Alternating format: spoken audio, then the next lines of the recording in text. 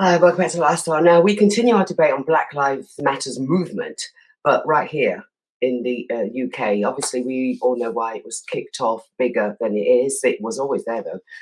Kicked off by the brutal, racist and tragic murder of 46-year-old George Floyd in the States at the hands of the police officers back in May. The incident made global impact in terms of systemic racism and inequalities.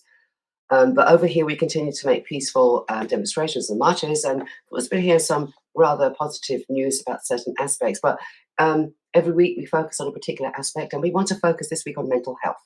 Thank you ever so much, you guys, for sending in questions, comments, and whatever, because there's a few. I'm not sure we can go through all of them. Let's try and do our best. But what we want to do is to get our movers and shakers, our people that know what they're talking about, onto this, and let's discuss this a bit more. So on the show, we welcome Cairo Maynard, mental health therapist. Hi. How are you? I'm okay, thanks. How are you, Pam? I'm fine, thank you very much. Thank you ever so much. I know you guys, even this weekend, I know you're busy. We also welcome Sharon Bannister. And let me see if I can get this right. And Sharon will probably tell me if I get it wrong. Biodynamic, craniosacral, sacral therapist, and a shiatsu practitioner. Shiatsu, yeah. Shiatsu practitioner. Well, thank you.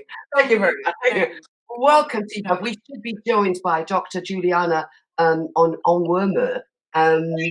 Yes, Dr. Juliana Onwurmer. Thank you, King's College London. Thank you ever so much, ladies, for joining us. We wanted to talk about this, and many people said, well, why haven't you done that yet? So we're doing it this week. We're looking at stats. We're looking at people. We keep hearing news and you know, the press is out there saying that, you know, mental health issues is more prevalent within Black community. Is it really so? How do they know? You know, why are we looking at the Black community so much so? What's going on? What's going wrong?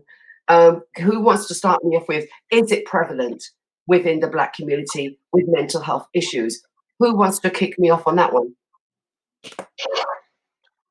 Whoever wants to start off. I don't mind starting. Sharon, please do. Yes. I'd say yes. The pressures are enormous in London and in nationally. In my clinic, I tend to deal with stress, post-traumatic stress, and all aspects of stress. And there's a lot of people coming from the community suffering and really struggling with all the mixed messaging and subtle racism, I'd say. Not so subtle nowadays, but, you know, and the general pressures. And I think a lot of them feel forgotten. I also deal a lot with adult adoptees. So if you're mixed nationality, as I am, there's a lot of confusion and a lot of misconception. And people hold a lot of stories that they haven't had a chance to say. And they've just been sort of like, just get on with it kind of thing. You know, or they've been heavily medicated. So, yeah. Racism and discrimination is a factor. Social and economic inequalities is another one. But we've also got the criminal justice system as well, and that plays a part. Who can enlighten me on that?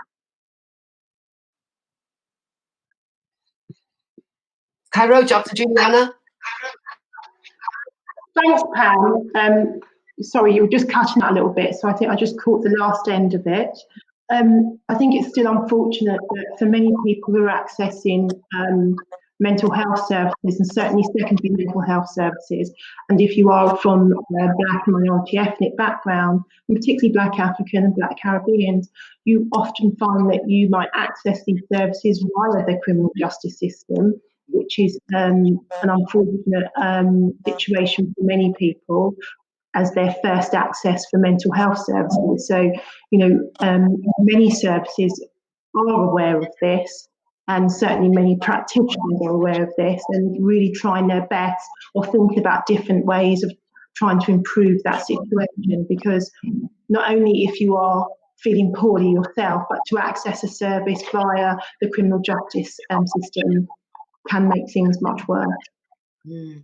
You know, the NOS, the National Office of Statistics, suggests that among 16 to 24-year-olds, unemployment, we would go on to the social and economic inequalities, unemployment and things like that could make, impact on a young person having that kind of mental health issue.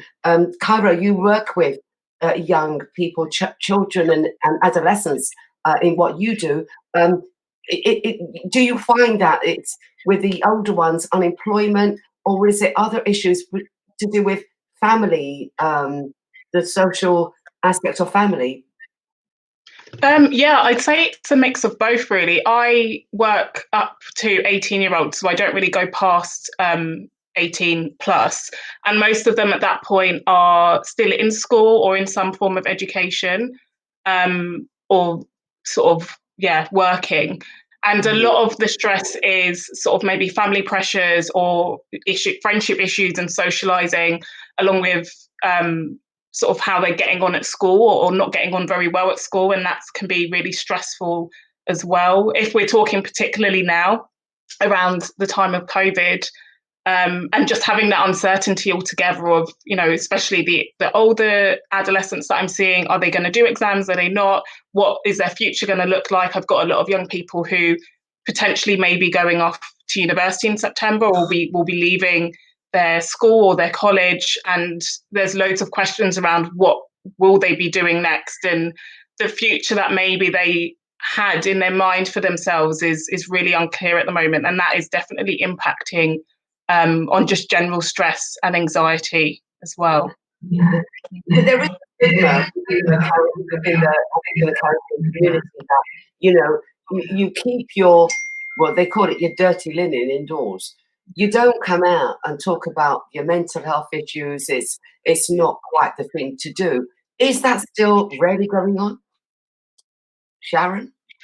Definitely.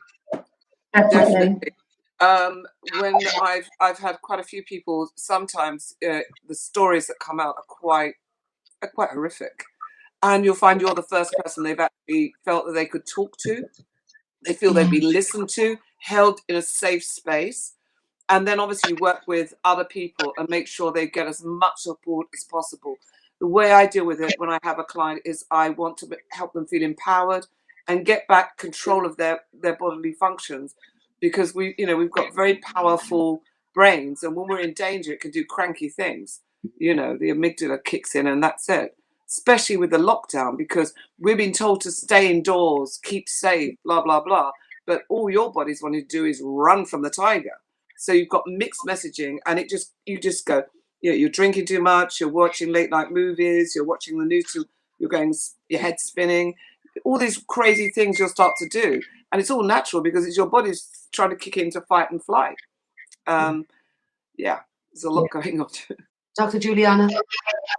No, I totally would agree with what Sharon was saying. I think stigma is a really important issue. And in fact, it affects lots of communities. So it's not just specific within the Black and Asian minority groups, but it does play quite an important role in terms of, how it impacts on your ability to seek out help, because you can feel so concerned about what would other people think about me, or indeed if people were to know I was having these issues, whatever those issues might be. You might not even have a name for them, just a concern about what people might think about you, or even indeed your families. And I think as a community, and I think I commend you for doing this today, we all have a responsibility in terms of being able to destigmatise or demystify what are mental health problems.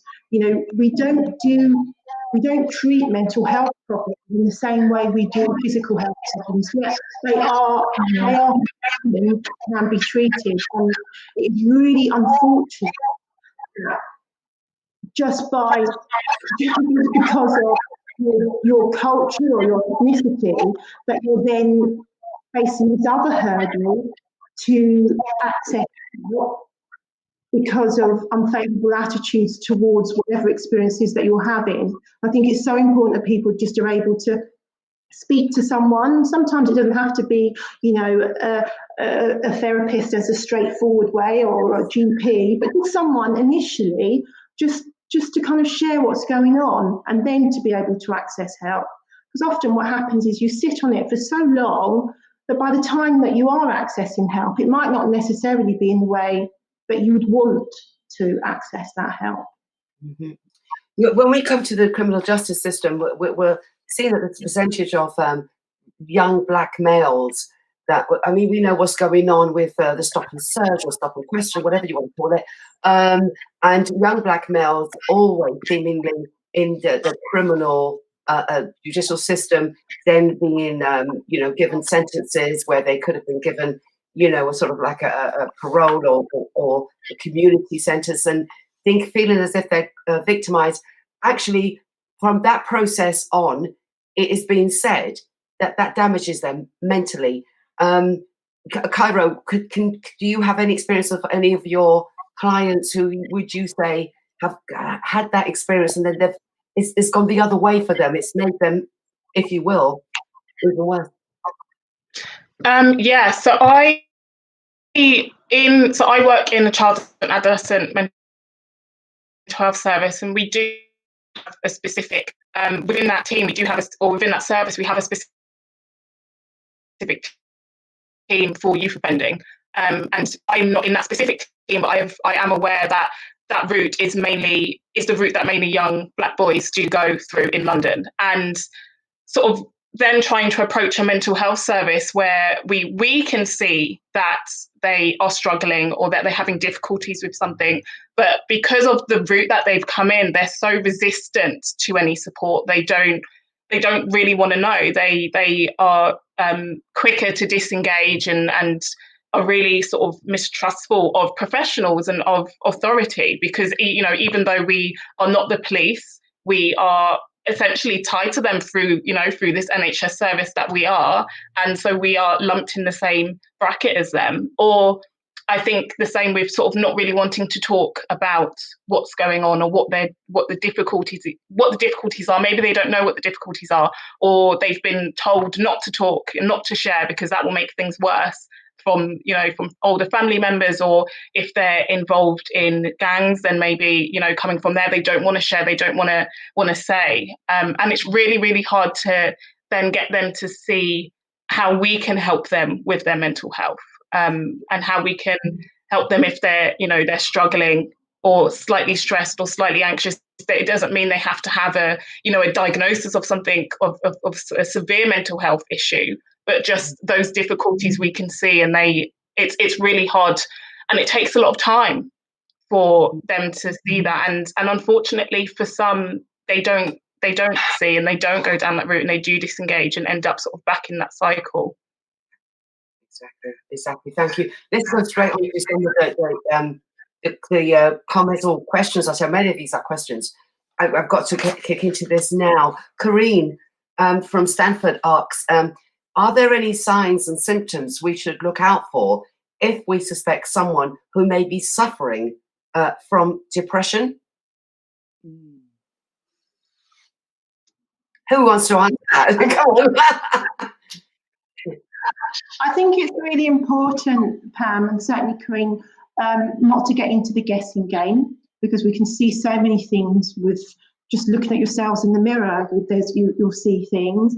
I think if Corinne is speaking about someone that's close to her or close to him, I don't know if it's a him or her, it might be worth just asking them and just, getting them to see if they could open up. I think it can become a bit of a dangerous game sometimes, where we get into trying to spot particular signs, although there might be some that are obvious, but it's just, and I think that can often be harder with males that might not always they're not always that great in terms of talking about things and expanding on stuff. So often the best thing is to try and just maybe speak to that person if they're the person that you're worried about.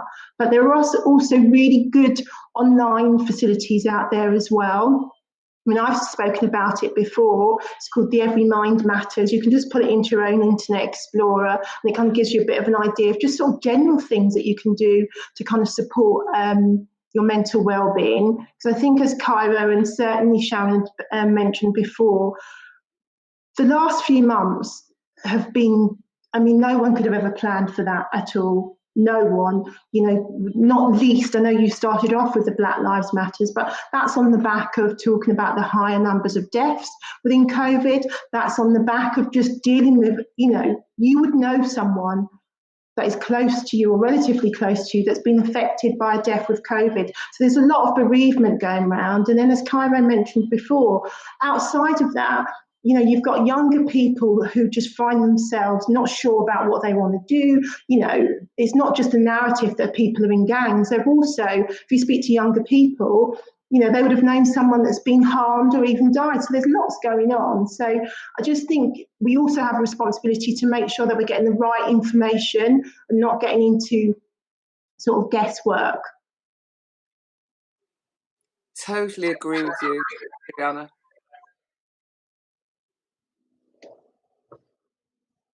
I think you're on mute, Pam. Oh, you're muted, Pam. Yeah. Sorry. No, sorry about that. Kareen asks, the advice is to ask the person straight off, talk to that person straight off the bat. This is the advice I've been given. Don't make a guessing game, just talk to them. Winston from Hornsey asks, everyone has a downtime or feeling low. Why should we automatically believe we're going through some kind of psychosis? Sharon? Sharon? Oh, sorry, I didn't. I thought you were still talking. I don't. I just think sometimes people just need to be given space and just reminded to stop. We're bombarded with information, technology, advertising, then all the COVID, the other things that you're having to deal with daily, and the body's not meant to deal with all this. A Victorian wouldn't be able to deal with this. What we're dealing with daily. And just giving space, non-judgmental, just holding the space for them. Let them talk. I mean, and what I always suggested, okay, if they're in some really quite dramatic situation, you bring it right down, pare it right down. What can I change now? What can I do? The small steps at a time. So they start to feel more empowered and in control of their life. It's got spun out, and that's a wonderful way of just helping people slowly. It might take some time, but first you've got to build trust, and really hold a safe space. But more than anything, is nowadays especially, it used to be bad backs, now it's stress, straight across the board, is the first thing to knock people out of work, and really have problems getting back into employment or creating family problems. And not to mention any abuse that might be happening in a family household, So yeah, it is tragic, and it's like Dr. Juliana would say, it's up to us as individuals to look out, notice if somebody's a little bit quiet. We're not meant. I'm not saying fix them, just give them space to just say how they're feeling. How you doing? We all need help one time or another. But sometimes just doing that can make a huge difference. Okay. Huge. Let me go to the last one because we're running out of time. I'm probably going to point it to you, Cairo. Teresa from Luton asks, shouldn't mental health organisations and clinical groups be putting more pressure on government to implement more initiatives and awareness programmes to perhaps focus and assist the young before the full impact of mental illness takes set? Yeah, I would agree. It's especially working with sort of young people and them not really understanding what mental health is. And we will get referrals in and I'll come in and I'll speak to them. And most of what they're going through is quite normal for, their developmental stage or where they're at. And it's just sort of spiraled, as Sharon said, it's spiraled, it's got out of control. Maybe, the schools aren't really picking it up or family aren't picking it up. And it's where, where do they go then? They go straight to, ideally to the GP, and the GP then makes a referral into us. But then just, I'll do an assessment and just sitting and talking with them, we can come up with actual solutions to their problems. And I think that's what it's about. It's just having that time, having that space to just show that you're there to support them, and even asking them what do they need? What do they think that they need? What is it that they need to change or would like to change? And just having that. Yes. They're asking, shouldn't more pressure be on the government? What initiatives, if you got together, group together, what Teresa's asking is that shouldn't be more pressure on the government to put more initiatives in place to help these young people a bit more from that early stage, as you said. So shouldn't there be more things around the government? Yeah. No, I think so. I think schools is probably this place where we can reach these young people, and I think that the government should have more initiatives where we're having education or psychoeducation sessions on just general mental health well-being, as you would with sort of physical health well-being, and in the PSHE lessons and sexual education, mental health should be in there as well, because everyone has mental health, and everyone should be aware of what that means to look after themselves and have just a general well-being. There are charities that are doing this, but these are, small charities that have started up because they've realised that there's a gap, and actually it should be coming from higher up and feeding downwards. Excellent. Okay, we're going to have to leave it there. Ladies, thank you ever so much for your time. This should have been a double barrel, really, because there was so much more to say, and I know you guys have so much more to say, but thank you ever so much for coming in. Cara Maynard, Juliana Onwumer, and Sharon Bannister, thank you ever so much. Take care, ladies. Take care of yourselves, and thank you.